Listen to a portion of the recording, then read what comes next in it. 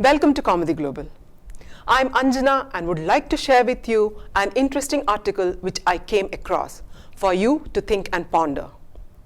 Many commentators have weighed in on how Kashi and Mathura seem set to follow the path of Ayodhya, where the Babri Masjid not only stayed in the news for a long time but also changed the course of Indian politics, with the Shivlinga and the Gyanvyapi Mosque in Varanasi and the Eidgah at the Krishna Janmabhoomi site being discussed.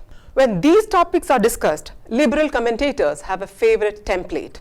They claim that these are rigged up with an eye on politics by crafty manipulators in order to hoodwink the people and divert their attention away from real issues like jobs, inflation, and the like. However, such reasoning assumes that the public is receptive. They purposely avoid looking at the past trajectories of community framing and responses to them. The liberals decide to sell the idea that Muslims have been wronged by what they see as Hindutva fascism without having any stake in Muslims' well-being or sharing any of the community's ordinary people's life experiences is partly to blame for these issues becoming politically potent again and again. Indian liberals and intellectuals on the left are entangled in a web of deception.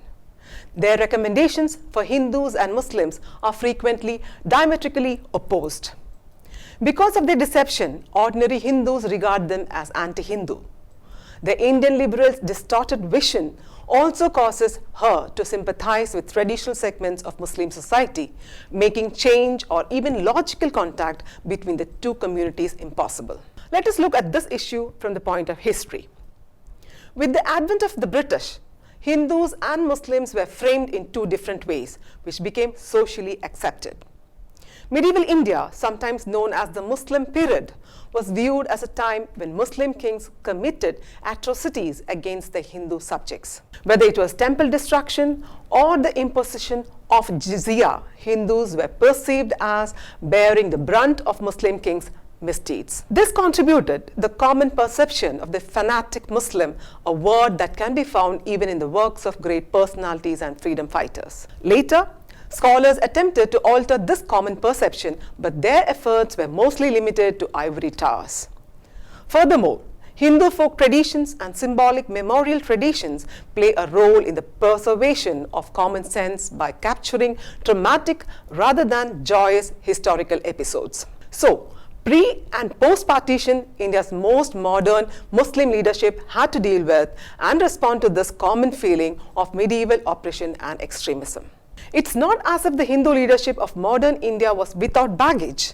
In the 19th century, the popular perception of Hinduism was that it was plagued with caste, untouchability, and gender inequality. They needed to respond to the allegations.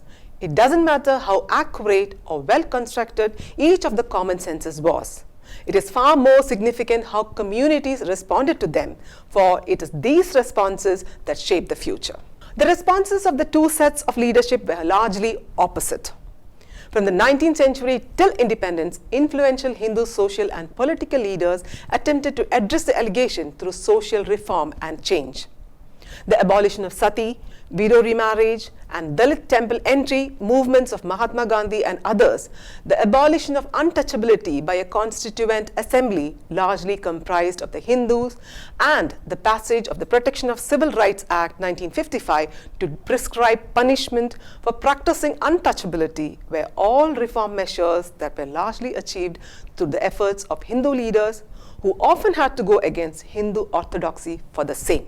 In the long run, Hinduism survived and thrived by addressing rather than dismissing the accusation leveled against it, thanks in large part to a leadership whether Dayanand Saraswati, Swami Shraddhananda, Swami Vivekananda or Mahatma Gandhi that sought to address rather than dismiss the accusation leveled against their religion. From the days of Syed Ahmad Khan, who documented a separatist path by insisting that interests of Hindus and Muslims could not meet, and that notions of past Islamic power in India were a sign of historical importance that should make the British promote the community's interests, Muslim leadership evolved largely in a communitarian direction. True, he was a modernizer for Muslims in terms of education, but he was also India's first communalist. The conversion of Allama Iqbal and Muhammad Ali Jinnah to separatism never permitted the Muslim community to produce a leadership capable of addressing complaints about Muslim kings' tyranny. As India's Muslim population shrank after partition, there was a possibility for a course correction. Temple destructions were balanced with temple donations, as though destructions were thus justifiable, and any tyranny was projected as political rather than religious. Even Aurangzeb, who reinstated jizya and executed Guru Tej Bahadur, became more secular. In the long run, these secular professors harmed the cause of the common Muslim in India, because while they maintained the reasonable and sensible charges levelled against Hinduism and hailed change, they sought to refute comparable charges levelled against Islam in India. Secular politics also tended to instinctively side with conservative Muslim voices, thus effectively shifting any chances of a secular Muslim leadership in India. Be it the Shah Bano case of the 1980s, when Rajiv Gandhi as Prime Minister sided with conservative sections among Muslims against the basic needs of an old divorced woman, or the recent hijab controversy, when hijab magically became a symbol of free choice for Indian liberals, the tilt was always clear. Those who would never see a ghungat as a free choice suddenly found the hijab to be more important than a school uniform in an all-girls school, ironically dissociating patriarchal conditioning from attire. And irony died 1,000 deaths when they claimed insistence on school uniform was a denial of the right to education, when in reality putting the hijab over exams amounts to that. What if Muslim leaders had agreed to relocate the Babri Masjid in the mid-1980s, when the Ram Temple movement was taken up by the VHP as a gesture of goodwill to Hindus, on the condition that no such dispute would arise later, resulting in an agreement signed by the government, Hindu religious orders and the VHP? The answer is straightforward. There would have been no Rath Yatra and no BJP assent, and the Muslim community would have earned the right to say that they made a generous offer to another religion. However, neither the conservative Muslim leadership favored by Congress nor the liberal and left intellectuals propelled Muslims down the road to a judicial confrontation. The final product is visible to all. The Hindu petitioners were awarded the Ayodhya land title by the Supreme Court. It appears that we are headed down the traditional path of legal confrontation, which may produce little more than ensuring that the division between the two communities is maintained. The liberal elite and the left have no interest in the well-being of Muslims. Instead, they are more interested in being published by declaring that India is on the cusp of a full faces takeover and is on the verge of social collapse. However, this will simply aggravate fault lines. The Indian Muslim leadership should ideally learn from the Hindu leaders' response to the claim that Hinduism is caste-based. They did not deny that caste exists.